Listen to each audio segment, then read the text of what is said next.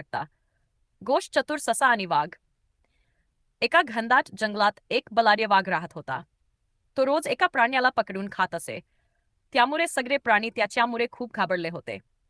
ने एक दिवस सर्व प्राणी एकतर जमले आणि त्यांनी ठरवलं की रोज एक प्राणी वाघाकडे पाठवायचा, म्हणजे उरलेले प्राणी तरी सुखात राहतील.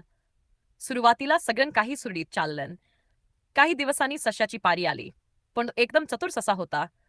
त्याने मुद्दाम वेरेवर न जाता उशीर केला. वाघ खूप चिडला. तो गरजला, "तू इतका उशीर का केलास?"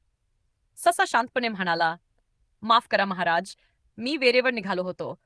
पण वाटेत एक दुसरा वाघ मला थांबवून म्हणाला, "हे जंगल माझे आहे. त्याच्याशी समहाव बचाव करत मी तुमच्याकडे आलो." वाघ आणखीनच खवदला. "कोण आहे तो दुसरा वाघ? मला दाखव." ससाने त्याला एका तलावाजवळ नेलं आणि म्हणाला, "तो वाघ इथेच राहतो."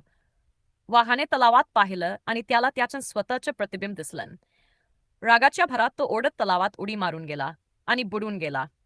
सगळ्या जंगलातील प्राणी आनंदात नाचू लागले. सशानं भरपूर कौतुक झालं.